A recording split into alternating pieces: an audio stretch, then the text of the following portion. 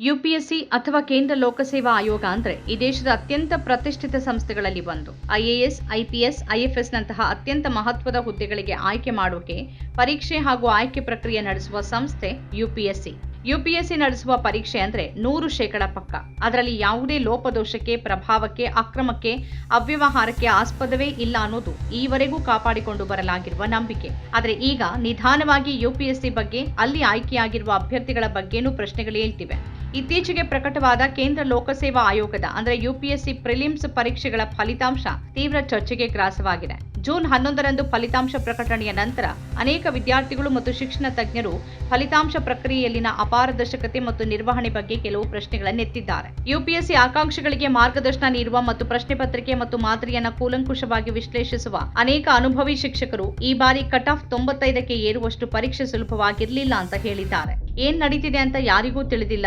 ಈ ಫಲಿತಾಂಶವನ್ನ ಯಾವ ಆಧಾರದ ಮೇಲೆ ನಿರ್ಧರಿಸಲಾಗ್ತಿದೆ ಅನ್ನೋದು ಸ್ಪಷ್ಟವಾಗಿಲ್ಲ. ಯುಪಿಎಸ್ಸಿ ಪ್ರಕ್ರಿಯೆ ಯಾವಾಗಲೂ ಅಪಾರದರ್ಶಕವಾಗಿಯೇ ಇದೆ, ಆದರೆ ಈ ಬಾರಿ ಅತಿಯಾದ ಗೊಂದಲ ಕಂಡು ಬಂದಿದೆ ಅಂತ ವಿದ್ಯಾರ್ಥಿಗಳು ಮತ್ತು ಶಿಕ್ಷಕರು ಕಳವಳ ವ್ಯಕ್ತಪಡಿಸಿದ್ದಾರೆ. ದೇಶದ ಮಹಾ ಬುದ್ಧಿವಂತ ಅಭ್ಯರ್ಥಿಗಳು ಈ ವರ್ಷ ಪರೀಕ್ಷೆಗೆ ಹಾಜರಾಗಿದ್ದಾರೆ ಅಂತ ಭಾವಿಸಬೇಕಷ್ಟೇ.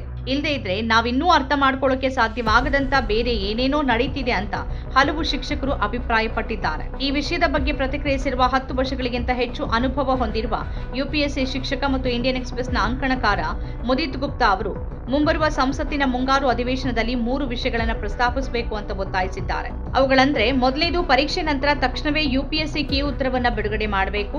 ಎರಡನೇದು ಪರೀಕ್ಷೆಯ ನಂತರ ತಕ್ಷಣವೇ ಕಟ್ ಆಫ್ ಅಂಕಗಳನ್ನು ಬಿಡುಗಡೆ ಮಾಡಬೇಕು.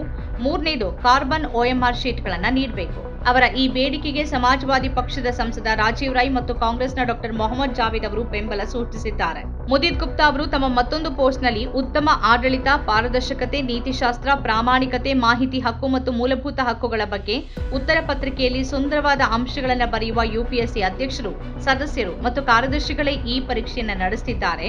ಯುಪಿಎಸ್ಸಿ ಸಂಸ್ಥೆ ಕೆಲವು ವಿಷಯಗಳು ಪುಸ್ತಕಗಳಲ್ಲಿ ಅಂಕಗಳನ್ನು ಗಳಿಸೋಕೆ ಮಾತ್ರ ಚೆನ್ನಾಗಿ ಕಾಣುತ್ತೆ ಅನ್ನೋದಕ್ಕೆ ಪ್ರಮುಖ ಉದಾಹರಣೆಯಾಗಿದೆ. ಪುಸ್ತಕಗಳಲ್ಲಿ ಬರೆದಿರುವ ಎಲ್ಲವನ್ನೂ ವಾಸ್ತವದಲ್ಲಿ ಅನುಸರಿಸಲು ಸಾಧ್ಯವಿಲ್ಲ. ಅವರು ತಮ್ಮ ಯುಪಿಎಸ್ಸಿ ಪರೀಕ್ಷೆಯಲ್ಲಿ ಬರೆದಿದ್ದನ್ನ ಅಭ್ಯಾಸ ಮಾಡಿದ್ರೆ ಉತ್ತರ, ಕೀ ಮತ್ತು ಕಟ್ ಆಫ್ ಈಗಾಗಲೇ ಬಿಡುಗಡೆ ಆಗಬೇಕಿತ್ತು. ಪೂರ್ವಭಾವಿ ಪರೀಕ್ಷೆಯಲ್ಲಿ ಇಷ್ಟೊಂದು ಅಪಾರದರ್ಶಕತೆ ಇದ್ರೆ ಮುಖ್ಯ ಪರೀಕ್ಷೆಯ ಮೌಲ್ಯಮಾಪನ ಮತ್ತು ಸಂದರ್ಶನ ಮಂಡಳಿಯಲ್ಲಿನ ಅಪಾರದರ್ಶಕತೆಯ ಮಟ್ಟವನ್ನ ಊಹೆ ಮಾಡಿ ಅಂತ ಹೇಳಿದ್ದಾರೆ. ಈ ಫಲಿತಾಂಶದ ಬಗ್ಗೆ ಕೆಲವು ದೃಢೀಕರಿಸದ ಆರೋಪಗಳು ಕೂಡ ಕೇಳಿಬಂದಿದೆ. ಯುಪಿಎಸ್ಸಿ ಪೂರ್ವಭಾವಿ ಪರೀಕ್ಷೆ 2025ರ ಫಲಿತಾಂಶದಲ್ಲಿ ಆಘಾತಕಾರಿ ಸಂಗತಿಗಳಲ್ಲೊಂದು, ಹಲವು ಸೆಂಟರ್ಗಳಲ್ಲಿ ಒಟ್ಟಾಗಿ ಕುಳಿತುಕೊಳ್ಳುವ 3 ಅಭ್ಯರ್ಥಿಗಳು ಆಯ್ಕೆಯಾಗಿದ್ದಾರೆ ಅನ್ನೋದು. ಅಂದ್ರೆ ಜಿಎಸ್ ಅಂದ್ರೆ ಜನರಲ್ ಸ್ಟಡೀಸ್ನಲ್ಲಿ 90+ ಅಂಕ ಗಳಿಸಿದ ಮತ್ತು ಸಿಎಸ್ಎಟಿನಲ್ಲಿ ಅರ್ಹತೆ ಪಡೆದ ಅನೇಕರು ಆಯ್ಕೆ ಪಟ್ಟಿಯಿಂದ ಹೊರಗುಳಿದಿದ್ದಾರೆ ಅನ್ನೋದು. ಇನ್ನು ಯುಪಿಎಸ್ಸಿ ಪ್ರಿಲಿಮ್ಸ್ ಪರೀಕ್ಷೆಯ ಪ್ರಶ್ನೆಗಳಲ್ಲಿ ಇತ್ತೀಚೆಗೆ ಅಸ್ಪಷ್ಟತೆ ಹೆಚ್ಚಿದೆ ಅನ್ನೋ ಆರೋಪಗಳು ಇವೆ. ಕಳೆದ ವರ್ಷ ಇದೇ ರೀತಿ ಅಸ್ಪಷ್ಟತೆಯಿಂದಾಗಿ ಯುಪಿಎಸ್ಸಿ 3 ಪ್ರಶ್ನೆಗಳನ್ನೇ ಕೈಬಿಡಬೇಕಾಯಿತು. ಅದರಿಂದಾಗಿ 100ರಲ್ಲಿ 97 ಪ್ರಶ್ನೆಗಳಿಗೆ ನೀಡಿದ ಉತ್ತರದ ಆಧಾರದಲ್ಲೇ ಮೇನ್ಸ್ಗೆ ಅಭ್ಯರ್ಥಿಗಳ ಆಯ್ಕೆ ನಡೆಯಿತು. ಅಂದ್ರೆ 1-2 ಅಂಕಗಳಿಂದ ಮೇನ್ಸ್ಗೆ ಆಯ್ಕೆ ಆಗದವರಿಗೆ ಇದು ಅನ್ಯಾಯ ಅಲ್ವಾ ಅನ್ನೋ ಪ್ರಶ್ನೆ ಬಂತು. ಯುಪಿಎಸ್ಸಿ ಪ್ರಶ್ನೆ ಪತ್ರಿಕೆಯಲ್ಲಿ 3 ಪ್ರಶ್ನೆಗಳನ್ನ ಕೈ ಬಿಡುವಷ್ಟು ದೊಡ್ಡ ಗೊಂದಲ ಯಾಕೆ ಅನ್ನೋ ಪ್ರಶ್ನೆಗೂ ಉತ್ತರ ಇಲ್ಲ. ಇದು ಹಗರಣನ? ಯುಪಿಎಸ್ಸಿ ಕೀ ಉತ್ತರವನ್ನ ಕೊನೆಯವರೆಗೂ ಯಾಕೆ ಮರೆ ಮಾಡುತ್ತೆ? ಈಗಲೇ ಪಾರದರ್ಶಕತೆಗಾಗಿ ಒತ್ತಾಯಿಸಿ ಅಂತ ಅನೇಕರು ಸಾಮಾಜಿಕ ಮಾಧ್ಯಮಗಳಲ್ಲಿ ಪ್ರಶ್ನಿಸಿದ್ದಾರೆ. ಒಬ್ಬ ಆಕಾಂಕ್ಷಿ ಕನಸುಗಳಿಗಾಗಿ ತ್ಯಾಗ ಮಾಡಿದ, ರಾತ್ರಿ ಇಡೀ ಜಾಗರಣೆ ಮಾಡಿದ, ನಂತರ ಯುಪಿಎಸ್ಸಿ ಬಂತು, 2 ಗಂಟೆಗಳಲ್ಲಿ ಪರೀಕ್ಷೆ ನಡೆಯಿತು ಮತ್ತು ಉತ್ತರ ನೀಡೋಕೆ 1 ವರ್ಷ ತೆಗೆದುಕೊಳ್ತು. ಈ ಕಥೆ ನೀತಿ? ಕೆಲವೊಮ್ಮೆ ಸಮಯವಲ್ಲ, ವ್ಯವಸ್ಥೆನೇ ವಿಲನ್ ಆಗಿರುತ್ತೆ ಅಂತ ಅನೇಕರು ತಮ್ಮ ಅಸಮಾಧಾನ ಹೊರಹಾಕ್ತಿದ್ದಾರೆ. ಯೂಟ್ಯೂಬ್ನಲ್ಲಿ 2.61 ಲಕ್ಷಕ್ಕೂ ಹೆಚ್ಚು ಚಂದಾದಾರರನ್ನ ಹೊಂದಿರುವ ಟಾರ್ಗೆಟ್ ಯುಪಿಎಸ್ಸಿಯ ಡಾಕ್ಟರ್ ಸುದರ್ಶನ್ ಲೋಧಾ ಅವರು ಕೂಡ ಕಳವಳ ವ್ಯಕ್ತಪಡಿಸಿದ್ದಾರೆ. ಯುಪಿಎಸ್ಸಿಯ ಸ್ವಾಯತ್ತತೆ ಸರ್ವಾಧಿಕಾರಕ್ಕೆ ಕಾರಣವಾಗ್ತಿದೆ ಅಂತ ಅವರು ಹೇಳಿದ್ದಾರೆ. ಯುಪಿಎಸ್ಸಿ ನಿಧಾನವಾಗಿ ನಿರಂಕುಶವಾಗ್ತಿದೆ. ಸ್ವಾತಂತ್ರ್ಯದ ಹೆಸರಲ್ಲಿ ಎಲ್ಲವನ್ನೂ ಪರದೆಯ ಹಿಂದೆ ಮರೆಮಾಚ್ತಿದೆ. ನಾವು ನಮ್ಮ ಧ್ವನಿಯನ್ನು ಎತ್ತಬೇಕಾಗಿದೆ ಅಂತ ಅವರು ಕರೆ ನೀಡಿದ್ದಾರೆ. ಯೂಟ್ಯೂಬ್ನಲ್ಲಿ 7 ಲಕ್ಷಕ್ಕೂ ಹೆಚ್ಚು ಚಂದಾದಾರರನ್ನ ಹೊಂದಿರುವ ಗೌರವ್ ಕೌಶಲ್ ಅವರು ಕೂಡ ಈ ವಿಷಯದ ಬಗ್ಗೆ ಮಾತಾಡಿದ್ದಾರೆ. ಯುಪಿಎಸ್ಸಿ ಪರೀಕ್ಷಾ ಪ್ರಕ್ರಿಯೆಯನ್ನ ಹಾಸ್ಯಾಸ್ಪದಗೊಳಿಸಿದೆ ಅಂತ ಕೌಶಲ್ ಹೇಳಿದ್ದಾರೆ. ಪೂರ್ವಭಾವಿ ಪರೀಕ್ಷೆ, ಮುಖ್ಯ ಪರೀಕ್ಷೆ ಮತ್ತು ಸಂದರ್ಶನದ ಸಂಪೂರ್ಣ ಪ್ರಕ್ರಿಯೆ ಮುಗಿದ ನಂತರ ಪೂರ್ವಭಾವಿ ಪರೀಕ್ಷೆಯ ಕೀ ಉತ್ತರವನ್ನ ಬಿಡುಗಡೆ ಮಾಡುವ ತರ್ಕವನ್ನ ಅವರು ಪ್ರಶ್ನೆ ಮಾಡಿದ್ದಾರೆ. ಇದು ಅವೈಜ್ಞಾನಿಕ ಅಂತ ಹೇಳಿರುವ ಅವರು ಪರೀಕ್ಷೆಯ ನಂತರ ತಕ್ಷಣವೇ ಕೀ ಉತ್ತರವನ್ನ ಪ್ರಕಟ ಮಾಡಬೇಕು ಅಂತ ಒತ್ತಾಯಿಸಿದ್ದಾರೆ. 3 ಸುತ್ತುಗಳ ಕ್ರೀಡಾಕೂಟಕ್ಕೆ ಇದನ್ನ ಹೋಲಿಸಿರುವ ಅವರು ಮೊದಲ ಸುತ್ತಿನಲ್ಲಿ ಉತ್ತಮ ಪ್ರದರ್ಶನ ನೀಡಿದ್ದೀನಿ ಅಂತ ಭಾವಿಸಿದ್ರು ಕೂಡ ಒಬ್ಬ ವ್ಯಕ್ತಿಯನ್ನ ಹೊರಗಿಟ್ರೆ ನಂತರ ತೀರ್ಪುಗಾರನನ್ನ ಕೇಳಿದಾಗ 3 ಸುತ್ತುಗಳು ಮುಗಿದ ನಂತರ ಉತ್ತರವನ್ನ ನೀಡಲಾಗುತ್ತೆ ಅಂತ ಹೇಳಲಾಗುತ್ತೆ. ಇದು ಕೀ ಉತ್ತರವನ್ನ ನಿಷ್ಪ್ರಯೋಜಕಗೊಳಿಸುತ್ತೆ ಅಂತ ಅವರು ವಿವರಿಸಿದ್ದಾರೆ. 2012ರ ಯುಪಿಎಸ್ಸಿ ನಾಗರಿಕ ಸೇವಾ ಪರೀಕ್ಷೆ, 2005 ಮತ್ತು 6ರ ಐಐಟಿ JEE ಮತ್ತು 2011ರ SSC CGL ಪರೀಕ್ಷೆಗಳಲ್ಲಿ ಉತ್ತೀರ್ಣರಾದ ಗೌರವ್ ಕೌಶಲ್ ಅವರು ರಕ್ಷಣಾ ಸಚಿವಾಲಯದ ಅಡಿಯಲ್ಲಿ IDES ಅಧಿಕಾರಿಯಾಗಿ 7 ವರ್ಷಗಳಿಗಿಂತ ಹೆಚ್ಚು ಕಾಲ ಕೆಲಸ ಮಾಡಿದ ಅನುಭವ ಹೊಂದಿದ್ದಾರೆ. ಯುಪಿಎಸ್ಸಿ ಪೂರ್ವಭಾವಿ ಪರೀಕ್ಷೆ 2025ರ ಫಲಿತಾಂಶದ ಅವಲೋಕನದಲ್ಲಿ ಅನೇಕ ಕಡೆ ತ್ರಿವಳಿ ಅಭ್ಯರ್ಥಿಗಳು ಆಯ್ಕೆಯಾಗಿರುವುದು ಕಂಡುಬಂದಿದೆ. ತ್ರಿವಳಿಗಳು ಅಂತಂದ್ರೆ 3 ಜನರು ಒಂದೇ ಕೇಂದ್ರದಲ್ಲಿ ಆಯ್ಕೆಯಾಗಿರೋದು. ಇದು ಕೇವಲ ಕಾಕತಾಳೀಯನ ಅಥವಾ ಬೇರೆ ಏನಾದರೂ ಇದರಲ್ಲಿ ಅಡಗಿದೆಯಾ ಅನ್ನೋ ಪ್ರಶ್ನೆಗಳು ಉದ್ಭವಿಸುತ್ತೆ. ಯುಪಿಎಸ್ಸಿ ಸಂಪೂರ್ಣ ಹಗರಣನ ಅನ್ನೋ ಪ್ರಶ್ನೆ ಲಕ್ಷಾಂತರ ಆಕಾಂಕ್ಷಿಗಳು ಮತ್ತು ಶಿಕ್ಷಕರ ನಡುವೆ ಈಗ ಭಾರೀ ಚರ್ಚೆಗೆ ಕಾರಣ ಆಗಿದೆ. ಯುಪಿಎಸ್ಸಿ ವ್ಯವಸ್ಥೆಯ ಹಿಂದಿನ ಗುಪ್ತ ಸತ್ಯಗಳನ್ನ, ವ್ಯವಸ್ಥಿತ ನ್ಯೂನತೆಗಳನ್ನ ಮತ್ತು ಯಾರೂ ಸಾರ್ವಜನಿಕವಾಗಿ ಮಾತನಾಡೋಕೆ ಧೈರ್ಯ ಮಾಡದ ವಿಷಯಗಳನ್ನ ಬಹಿರಂಗಪಡಿಸುವ ಅನೇಕ ವಿಡಿಯೋಗಳು ಸಾಮಾಜಿಕ ಜಾಲತಾಣಗಳಲ್ಲಿ ಹರಿದಾಡ್ತಿವೆ. 88-96 ಜನರಲ್ ಸ್ಟಡೀಸ್ ಅಂಕ ಮತ್ತು 105+ CSAT ಅಂಕ ಗಳಿಸಿದ್ರು ಪೂರ್ವಭಾವಿ ಪರೀಕ್ಷೆಯಲ್ಲಿ ತೇರ್ಗಡೆಯಾಗದ ಅನೇಕ ವಿದ್ಯಾರ್ಥಿಗಳು ಫಲಿತಾಂಶದಲ್ಲಿ ಏನೋ ಅನುಮಾನಾಸ್ಪದವಾಗಿದೆ.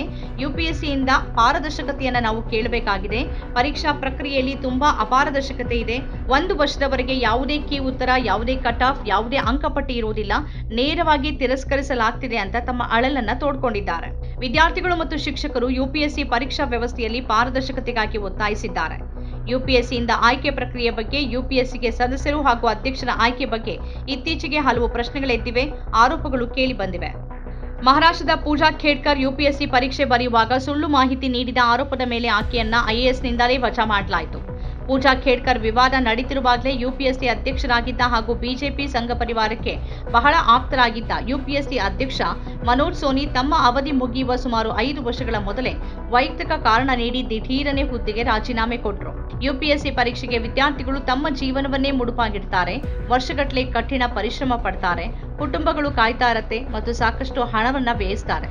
ಪ್ರಕ್ರಿಯೆಯಲ್ಲಿ ಎಲ್ಲವೂ ಸರಿಯಾಗಿದ್ರು ಅಲ್ಲಿ ಯಾವುದೇ ಲೋಪ ಇಲ್ಲ ಅಂತಾದ್ರೂ ಪರೀಕ್ಷೆ ಬರೆಯುವ ವಿದ್ಯಾರ್ಥಿಗಳನ್ನ ವಿಶ್ವಾಸಕ್ಕೆ ತೆಗೆದುಕೊಳ್ಳುವುದು ಅತ್ಯಗತ್ಯ. ಪರೀಕ್ಷಾ ಪ್ರಕ್ರಿಯೆಯಲ್ಲಿ ಸಂಪೂರ್ಣ ಪಾರದರ್ಶಕತೆ ಇರಬೇಕು. ಕೀ ಉತ್ತರ ಮತ್ತು ಕಟ್ ಆಫ್ ಅನ್ನ ಪರೀಕ್ಷೆಯ ನಂತರ ತಕ್ಷಣವೇ ಬಿಡುಗಡೆ ಮಾಡಬೇಕು. ಕಾರ್ಬನ್ OMR ಶೀಟ್ಗಳನ್ನ ನೀಡಬೇಕು. ಈ ಕ್ರಮಗಳು ವಿದ್ಯಾರ್ಥಿಗಳಲ್ಲಿ ವಿಶ್ವಾಸವನ್ನ ಹೆಚ್ಚಿಸೋದಲ್ಲದೆ ಪರೀಕ್ಷಾ ಪ್ರಕ್ರಿಯೆಯ ನ್ಯಾಯಸಮ್ಮತೆಯನ್ನ ಎತ್ತಿ ಹಿಡಿಯೋಕೆ ಸಹಾಯ ಮಾಡುತ್ತೆ. ಯುಪಿಎಸ್ಸಿ ಅಂತಹ ಪ್ರತಿಷ್ಠಿತ ಸಂಸ್ಥೆ ತನ್ನ ಪಾರದರ್ಶಕತೆ ಮತ್ತು ನ್ಯಾಯಯುತ ಪ್ರಕ್ರಿಯೆಯನ್ನ ಕಾಪಾಡಿಕೊಳ್ಳುವುದು ಅತ್ಯಂತ ಮುಖ್ಯ. ಯುಪಿಎಸ್ಸಿ ಅಂತಹ ಸಂಸ್ಥೆಯಲ್ಲಿ ವ್ಯವಸ್ಥೆ ಸಂಪೂರ್ಣ ಸರಿ ಇದ್ರೆ ಸಾಲದು, ಅದು ಸರಿ ಇದೆ ಅನ್ನೋದು ಎಲ್ರಿಗೂ ಎದ್ದು ಕಾಣುವಂತಿರಬೇಕು. ಇದರಿಂದ ಲಕ್ಷಾಂತರ ಯುವಕರ ಭವಿಷ್ಯ ಭದ್ರವಾಗಿರುತ್ತೆ. ನಮ್ಮ ಕಾರ್ಯಕ್ರಮಗಳನ್ನ ನೀವು ನೋಡ್ತಾ ಇದ್ರೆ ನಮ್ಮ ಚಾನೆಲ್ ಅನ್ನ ಸಬ್ಸ್ಕ್ರೈಬ್ ಮಾಡಿ, ಪಕ್ಕದ ಬೆಲ್ ಐಕಾನ್ ಒತ್ತಿ ನಮ್ಮನ್ನ ಬೆಂಬಲಿಸಿ. ಹಾಗೆ ನಮ್ಮ ಕಾರ್ಯಕ್ರಮಗಳನ್ನ ಲೈಕ್ ಮಾಡಿ, ಕಮೆಂಟ್ ಮಾಡಿ, ಅದನ್ನ ಬೇರೆಯವರಿಗೂ ವಾಟ್ಸ್ಆಪ್ ಮೂಲಕ ಶೇರ್ ಮಾಡಿ. ನೀವು ಹೀಗೆ ಮಾಡಿದಾಗ ನಮ್ಮ ಚಾನೆಲ್ ಇನ್ನಷ್ಟು ಮತ್ತಷ್ಟು ಜನರಿಗೆ ತಲುಪಲು ನೀವು ನಮ್ಮೊಂದಿಗೆ ಸಹಕರಿಸಿದ ಹಾಗಾಗುತ್ತೆ. ಇದು ನೀವು ಯಾವುದೇ ಖರ್ಚಿಲ್ಲದೆ ಕೆಲವೇ ಸೆಕೆಂಡುಗಳಲ್ಲಿ ನೀಡಬಹುದಾದ ಸಹಕಾರ. ಧನ್ಯವಾದಗಳು.